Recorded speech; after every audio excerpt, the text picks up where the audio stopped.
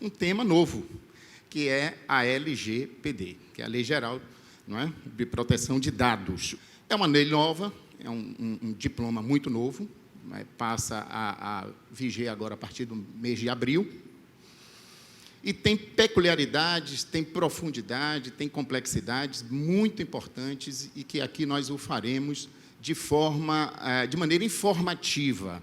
Óbvio que, com o demandar do tempo, a maturação na análise dessa lei permitirá novas abordagens, aí sim, de cunho analítico, pontual, que é o aperfeiçoamento natural da doutrina no enfrentamento desse novo diploma.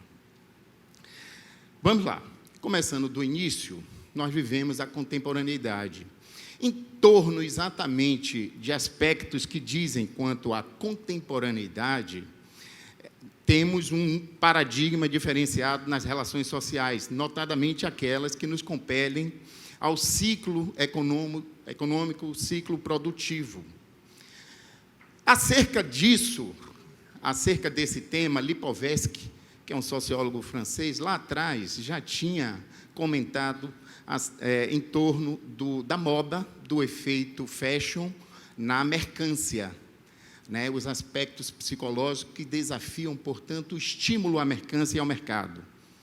Depois, Bauman vai falar sobre liquidez e também faz uma abordagem muito interessante, bem se aproximando do mundo informacional. Manuel Castells, que é sociólogo espanhol, aí sim, ele vem com uma obra impactante, que é a questão da informação em rede, e que se aproxima muito do tema que aqui eu quero conversar, nessa abordagem inicial do mundo digital. No plano legislativo, nós temos um projeto de lei na Câmara de Vereadores Federal, que é o 281, que trata do comércio eletrônico. Infelizmente, esse projeto está no Senado e não foi ainda aprovado. Esse projeto vai atualizar o Código de Defesa do Consumidor, trazendo regramentos próprios, específicos, em torno exatamente do comércio no plano virtual da internet. Porém, ainda envolvendo a questão de dados e o mundo virtual, as relações, portanto, ambientadas no mundo virtual, temos normas setoriais específicas que buscou dar um tratamento e cuidar exatamente de aspectos ditados por informações que, em verdade, prolongam a personalidade, o atributo de personalidade do cidadão. Então, nós temos o Código de Defesa do Consumidor, que abriu um capítulo no artigo 43 para tratar exatamente do cadastro negativo. Essa norma, todos sabemos, aqui já foi dito, redito, completa 30 anos, ela é impactante, porque revoluciona, inclusive, o direito privado brasileiro, é norma de efeito transcendental e horizontal, né? Transcendental porque tem seu foco na Constituição da República como fonte de fundamentação, horizontal porque ela permeia toda a ordem jurídica. Em seguida, vem o cadastro positivo e o marco civil da internet, normas que cuidam exatamente da questão dos dados. E por que os dados, né, passam a ter essa relevância? E o que é que isso tem a ver exatamente com essa introdução ditada pela contemporaneidade? Porque as relações no mundo atual são premidas exatamente pela instantaneidade e pela trafegabilidade de informações diante do que eles chamam a doutrina de ubiquidade. Nós estamos presentes, simultaneamente, em todo o mundo. Minhas informações estão aqui e fora daqui, simultaneamente, instantaneamente. Muito bem. A dinâmica do mercado, portanto, condiciona a captação de informações como elemento do ciclo de produção, do ciclo da atividade econômica, razão pela qual ela passa a ser umbilical, ela passa a ser fundamental. E o nosso computadorzinho de uso diário é um instrumento de captação exatamente desse insumo que é necessário e fundamental nos dias atuais. Assim é que surgem os aplicativos, e esses aplicativos captam 24 horas informações nossas. E o fazem, né, com desdobramentos os mais diversos. Vamos lá. Tem um doutrinador fantástico que escreveu um livro após exatamente a conclusão dele na USP, que é Bruno Bioni, e trata do tema, né, que é proteção de dados. O Bruno, logo no capítulo inaugural, na apresentação de sua obra, ele retrata o dia a dia, ou melhor, um compromisso de Miss Taylor. É, obviamente, uma situação ficcional, mas muito interessante. Ela acorda e, logo no seu amanhecer, o seu café da manhã já está pronto. Por quê? Porque um aplicativo já informou, não é, a fornecedora de serviço qual o padrão e quais o perfil de Miss Taylor acerca exatamente do seu hábito alimentar. Em seguida, o outro aplicativo permitiu que um veículo viesse à sua porta para conduzi-la até o aeroporto, que, por sua vez, já tinha pré-ordenado até mesmo o local exato e a empresa aérea a qual, habitualmente, Miss Taylor costuma viajar. E assim sucessivamente, Bioni vai exatamente retratando esse passo a passo em que o mundo informacional é detentor, na sua inteira complexidade, do nosso dia a dia, dos nossos costumes, dos nossos hábitos, das nossas emoções. Os emotions são capturados para definir exatamente o seu humor no dia a dia, que, por sua vez, para vocês terem uma ideia, quando a gente permite a localização no Google Maps, já passa informação para as APIs, que, por sua vez, nos devolve a massa de marketing e de publicidade, dando conta das empresas que nós podemos firmar compra e venda próximas do local em que nós estivermos no mundo, em qualquer parte do mundo.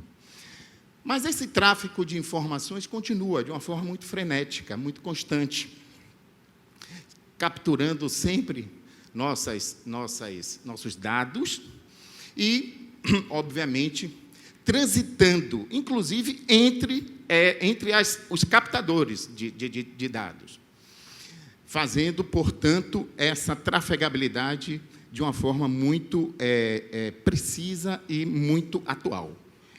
Até então, o Brasil não tinha uma norma para fazer o controle e o regramento dessas informações.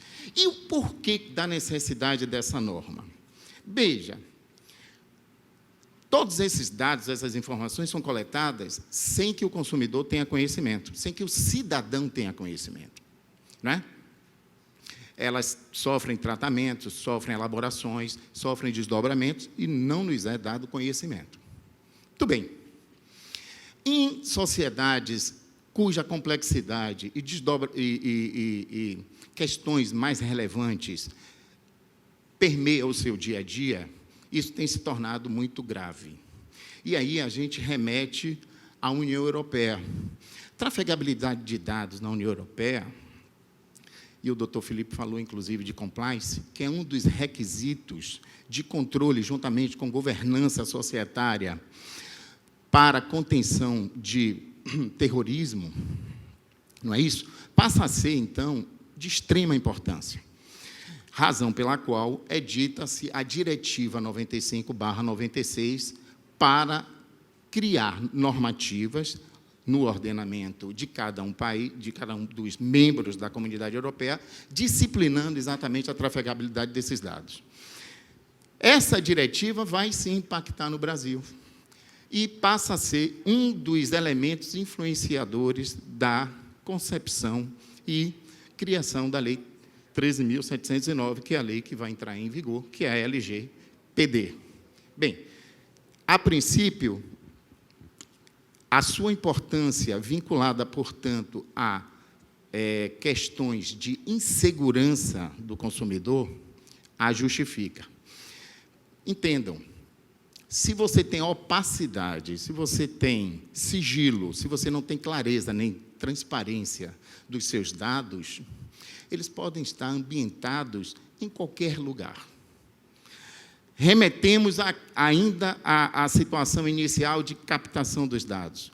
Quando eles são coletados envolvendo crianças, existem aplicativos, né, graciosos, né,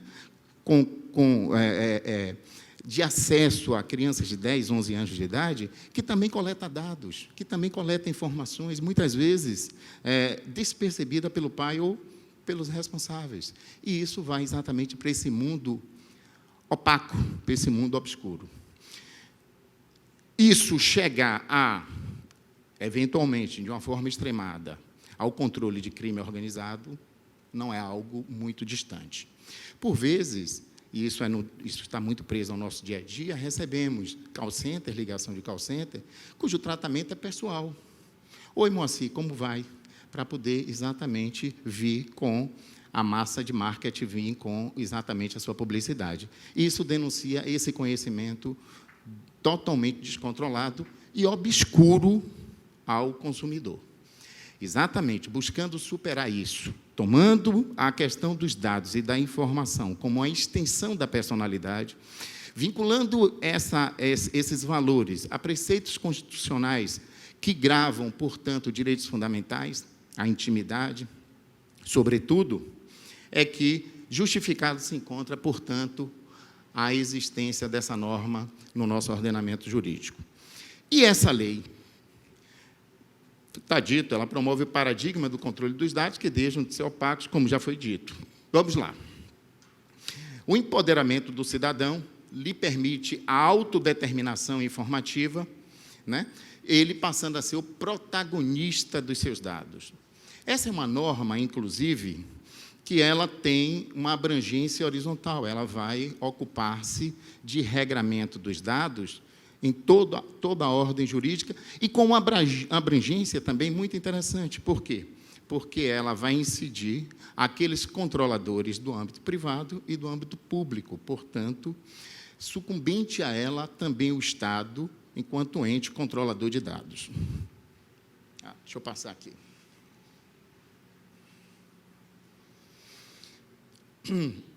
Tem uma peculiaridade. O sistema de defesa do consumidor, ele é de todos conhecido como um sistema descentralizado, razão pela qual, no âmbito administrativo, nós temos os PROCONs e nós temos os CODECONs. Essa norma, que é uma lei geral, ela cria uma outra concepção, ela concentra, ela centraliza e o faz dada a especificidade técnica, dadas as peculiaridades, razão pela qual cria-se, então, a Autoridade Nacional de Proteção de Dados. Bem, essa autoridade tinha um hiato quando a lei foi editada. Por quê? Porque sofreu veto em razão de vício de iniciativa, mas o presidente atual, no ano passado, editou a Lei 13.800 e alguma coisa, criando, então, a Autoridade Nacional. A Autoridade Nacional, veremos aí muito rapidamente na frente, é de fundamental importância. Por quê? Porque é a entidade responsável pela execução, no plano sancionatório administrativo, do controle de tratamento dos dados. Serão feitas tomadas por referência em 5 eixos. Muito bem. Tomando por base exatamente um texto que eu li de Laura e Danilo Doneda, Danilo também é outro excelente estudioso do tema, eu vou fazer aqui essa exposição tomando como referência 5 eixos. Quais são os 5 eixos? 5 eixos, basicamente, estruturantes da nova lei. O primeiro que diz respeito exatamente à unicidade dela e à aplicação dela. Né? O segundo, ditado exatamente pelos direitos. Terceiro, pelas obrigações dos tratadores, depois pela responsabilidade e assim sucessivamente. Vamos, então, a eles para poder a gente adiantar ao máximo. Vamos lá. A lei concentra-se na proteção de dados do cidadão, independente de quem opera o seu tratamento. Tanto, já abordei isso, já falei. O âmbito de aplicação é o mais amplo possível, também já disse. E o artigo 1º é muito claro. Dispõe sobre o tratamento de dados pessoais, inclusive nos meios digitais, pessoa natural ou pessoa jurídica, direito público ou privado, com o objetivo de proteger direitos fundamentais da liberdade, privacidade e o desenvolvimento da personalidade da pessoa natural. A lei aplica-se a qualquer operação de tratamento realizada por pessoa natural ou pessoa jurídica, etc., etc. Quem são os personagens, não é, que compõem, né, o acervo normativo e que é o objeto dessa norma? O cidadão, enquanto titular dos dados, já falei aqui da autoridade nacional, e nós temos mais 3 figuras. A figura do controlador, ao qual nós vamos descobrir quais suas atribuições, do operador dos dados e do encarregado. Esses são os personagens, basicamente. Vamos lá. Características fundamentais em uma lei geral, normalmente porque trata da isonomia, de forma isonômica, os diversos entes envolvidos no tratamento de dados. Os dados pessoais naturais merecem proteção no âmbito da lei, conforme previsto no artigo 1º e no artigo 5º, inciso 1. E existem exceções, não é, de coleta de dados e tratamento, o qual a lei não alcança. Quais são elas? A incidência de direito fundamental, notadamente aquele que diz quanto à atividade jornalística, o interesse público relevante, segurança e defesa nacional, destacando-se o seguinte: todos essas duas exceções, obviamente que sofrem desdobramento na norma, elas possuem legislação específica que vão tratar, não é, dos dados coletados. Vamos lá. O tratamento de dados pessoais deverão passar por um crivo relacionado à sua legitimidade, ao qual condiciona, que já é o segundo eixo, a hipótese prevista no artigo 7 e artigo 23. E aqui nós começamos a cuidar exatamente, não é, da operacionalidade da norma. O primeiro requisito para tratamento de dado, vinculado se encontra ao início da conversa, a autodeterminação informada. Quer dizer o seguinte: tem que ter consentimento expresso, inequívoco e adequado do titular dos dados. Na realidade, como já foi dito, a lei garante ao cidadão o empoderamento das suas informações.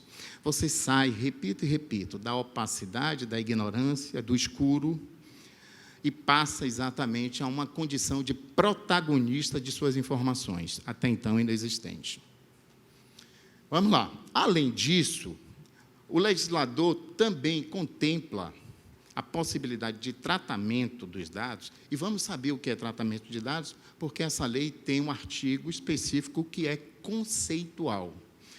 Ela diz em 11 ou 12 incisos o que se trata cada um dos institutos por ela abordado, por ela mencionado. Não é? Bem, as outras hipóteses que ela permite o tratamento, independente do consentimento, são aquelas ditadas por interesse público. É o trabalho acadêmico, estão no artigo, exatamente o artigo 7º. Trabalho acadêmico, quando há interesse legítimo do controlador de dados, e essa legitimidade do interesse dele não pode conflitar com direitos fundamentais do cidadão. Se conflitar, vai prevalecer os interesses do cidadão, e outras situações que estão destacadas na própria lei, no artigo 7º e no artigo 23. Por consentimento válido, temos também uma outra informação que vem ao reboque exatamente desse tópico, que diz o seguinte: dados, a doutrina diz que é a coleta bruta. A especificidade e o tratamento dos dados é que vai gerar informação. Muito bem, dentro desse cenário, existem aqueles dados que o legislador define como sensíveis, que são os dados vinculados à pessoalidade muito maior, ou aqueles que envolvem elementos de subjetivação extremamente agudos. Eu tenho 10% ou só falta 10%? Eu tenho 10%. Ah, certo. Agudos. Por exemplo, a opção política, a raça, a cor. Esses dados são denominados dados sensíveis. Qual o desdobro disso? O que é que isso, não é, no contexto da norma, representa? Um cuidado maior, uma proteção maior. Razão pela qual o consentimento para os dados havidos como sensíveis, ele vem acompanhado de um plus, ele vem, portanto, com especificidade adequada. Nas hipóteses de tratamento de dados sensíveis, e isso está regrado exatamente no artigo 11, inciso 1º, dispõe o legislador que o consentimento deve ser fornecido de forma destacada. É exatamente essa a especificidade. Qualquer ofensa aos regramentos do consentimento, especificamente formulado genericamente ou a partir de informações enganosas, gera nulidade. Então, vamos fazer o retrocesso necessário. Tratamento de dados. Base para que ele ocorra. Consentimento do titular dos dados. As outras hipóteses, aquelas que são permeadas por interesse público. Vamos lá. Dentre as hipóteses permeadas, como eu disse, por interesse público, eu destaquei aqui 2 incisos, o 9º e o 10º. O 9º, que trata exatamente dos legítimos interesses do controlador, já falei, quando esses legítimos interesses conflitam com os direitos fundamentais do cidadão, eles não vão poder prevalecer. Ou quando o tratamento de dados vinculado se encontra à proteção de crédito. Aí é uma situação de autonomia no tratamento de dados. Mas percebam, é uma autonomia sem padecer de absolutismo. Por quê? Porque o tratamento dos dados vinculado ao crédito já tem normativa específica, não é, na ordem jurídica. Não é isso? Nós temos, portanto, o cadastro positivo, o Código de Defesa do Consumidor, que trata do cadastro negativo. Com isso, eu fiz essa observação, nós devemos, então, analisar a Lei Geral de Proteção de Dados de uma maneira sistêmica. Aliás, ela própria, em dispositivos específicos, sugere a interpretação sistêmica. Parte da doutrina, vem com o que nós já conhecemos, que é o diálogo das fontes, muito bem pontuado por Cláudia Lima Marques, etc., etc., etc., que é uma maneira correta de, hermeneuticamente, aplicar a norma. E moderna, né? Diga-se de passagem, porque você não se queda exatamente a outra sistemática de antinomias. Assim, a inserção automática em cadastro de negativação, CDC, e as regras de cadastro de adimplemento positivo para o setor de crédito deverão ser observadas em harmonia à presente norma. Terceiro eixo, tratamento dos princípios e direitos do titular dos dados. Tem o artigo 6º que trata dos princípios que regem essa norma. Bem, nenhuma análise analítica, que não é para esse momento, aqui eu só sou informador, caberia uma discussão em torno do que é princípio, do que não é princípio, e se aqueles indicados pelo legislador, não é porque ele está dizendo que é princípio, segundo o Lênio Streck, nós já tivemos debate sobre isso, né, doutora Anícia? Não quer dizer que o seja. Deontológico se impõe que aquela norma possua esse conteúdo para ser enquadrado como princípio. Porém, o legislador elenca vários princípios enquanto regedores da nova lei.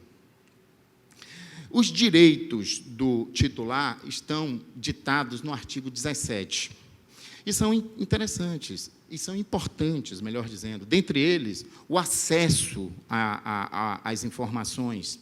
Né? Ele tem o direito de, inclusive, requerer junto à autoridade nacional se tiver qualquer tipo de obstáculo quanto às informações que estão sendo tratadas ou estão sendo manuseadas por qualquer que seja a entidade. Ele tem direito a um instituto chamado anonimização, ou seja, tornar aquelas informações anônimas. Ele tem direito à extinção das informações, sendo observado o princípio da finalidade, quer dizer o seguinte: a coleta dos dados, ela tem que ter um fim específico. Vai coletar o dado para quê? Com qual finalidade? Então, não comporta, com a legislação atual, aquela autorização que a gente dá no telefone, genérica.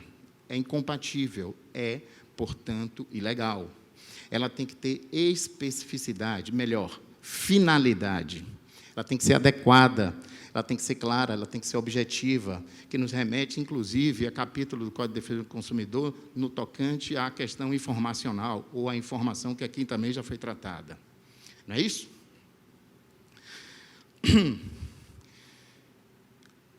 O princípio da finalidade, acabo de falar. E aí eu concluo aqui chamando a atenção, os dados pessoais, por estarem, de certa forma, afetados a uma finalidade, jamais poderão ser considerados como mera coisa do comércio. Isso nos remete também a um ponto destacado na doutrina, que é a monetização de todos os dados. É possível que você dê o consentimento, a um fornecedor para que ele trate seus dados com finalidade econômica? Desde que isso esteja claro, transparente, e que lhe permita você monitorar essa trafegabilidade a todo tempo. Então, há mudança paradigmática sensível com a nova lei e a sua extrema relevância. O enaltecimento da boa-fé. Bem, esse é um princípio que para boa parte da doutrina, a qual, inclusive, eu advogo, liderada por Judite Martins Costa, não é nem princípio, é uma cláusula geral. A boa-fé ilumina todo o sistema da ordem jurídica nacional. Boa-fé objetiva. E não é diferente com a nova normativa, que diz que responde a uma massificação de diversos mecanismos de tratamento de dados e da opacidade existente dessas operações ao estabelecer regras de conduta inerentes, etc., etc., exigindo transparência e eticidade de conduta por parte daqueles que vão tratar dados pessoais. Mudei? Mudei. Quarto eixo, ele vai cuidar exatamente das obrigações para os agentes de tratamento. E esse é um capítulo importantíssimo, porque as obrigações de quem cuida, quem trata os dados, ela não se limita a isso, de logo eu chamo a atenção, apenas ao tratamento. Muito pelo contrário. Tem um outro detalhe que é fundamental. Vinculados se encontram o controlador, o operador, não é isso? E o encarregado no tratamento dos dados, a segurança do cidadão, a segurança do consumidor. Razão pela qual a norma estabelece vários mecanismos de proteção quando um eventual incidente ocorra na constância do tratamento de dados. Percebam, a não observância dessas medidas acautelatórias, obviamente que vai resultar em imputação de responsabilidade, que é o capítulo subsequente. Assim é que essas obrigações vão além dos instrumentos de defesa, já está dito. Dentre as principais obrigações, o controlador, ele constitui um encarregado, né? Esse encarregado, inclusive, ele tem funções específicas, que ele vai fazer a relação, né? A correlação, o contato entre o titular e, consequentemente, o próprio encarregado, ou o próprio controlador. A obrigação central dos agentes de adoção de medidas de segurança, aqui já foi dito. O acesso não autorizado, ou seja, ele vai proteger os dados, não permitindo acesso não autorizado, situações de destruição, perda, alteração, comunicação ou qualquer outra forma de tratamento inadequado ou ilegal. Esse é o conjunto mais impactante das chamadas obrigações daqueles vocacionados ao tratamento de dados. Foi o que eu fiz aí, quarto eixo. Muito bem. A partir do artigo 46 é que se cria, que se inaugura o capítulo, né, das obrigações e dos deveres de quem trata. E esse artigo 46, eu coloquei, né, traz inovações importantes. Muito bem. A primeira das inovações é a integridade, a confiabilidade e a disponibilidade, que é desdobro desse panorama obrigacional exatamente de quem está tratando dos dados. A segunda inovação legislativa é, na hipótese de um incidente, né, ditado pela segurança dos dados, deve o controlador comunicar, através de um relatório específico que está na lei, a autoridade de proteção dos dados, para que sejam determinadas medidas preventivas ou, não é, que possam mitigar os efeitos do incidente, inclusive divulgando, fazendo a divulgação a toda a sociedade, né, tolhendo, portanto, o dano ao titular dos respectivos dados. E tem uma terceira, que eu não coloquei, que diz respeito ao seguinte: esse cuidado ditado pela segurança e pela monitoração da integridade das informações, o controlador deve ter a todo momento, desde desde a coleta dos dados. Isso é o terceiro, digamos assim, a terceira inovação que se insere nesse capítulo ditado pelas obrigações ou deveres daqueles que vinculados se encontram ao tratamento de dados.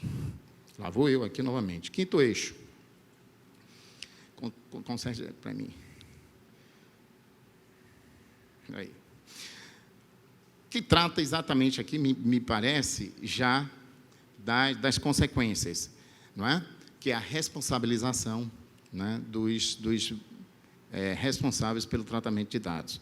Ele será responsável por atos que cometa contrários à lei, a instruções que lhe sejam fornecidas pelo controlador, casos em que se aplica o regime de responsabilidade solidária entre o controlador e o operador. Inclusive, diga-se de passagem, a solidariedade, me parece, só vai incidir em duas hipóteses, que é o que está dito aqui. Havendo mais de um controlador, todos respondem solidariamente pelas ilegalidades praticadas perante o titular dos dados. Já vai terminar. Essas são as únicas hipóteses de solidariedade, como está dito, e a lei prevê o direito de regresso expressamente entre o controlador, operador e, eventualmente, carregado. Hipóteses de excludente de responsabilidade são aquelas que já são tratadas pelo Código de Defesa do Consumidor, aqui foram reproduzidas, que é a negativa do ato ilícito, não é? Ou a culpa exclusiva do próprio titular dos dados. Bem, o artigo 5º, e aqui eu coloquei apenas de forma ilustrativa, porque a abordagem informacional, ou informativa, melhor dizendo, ela já se esgotou aqui no quinto eixo.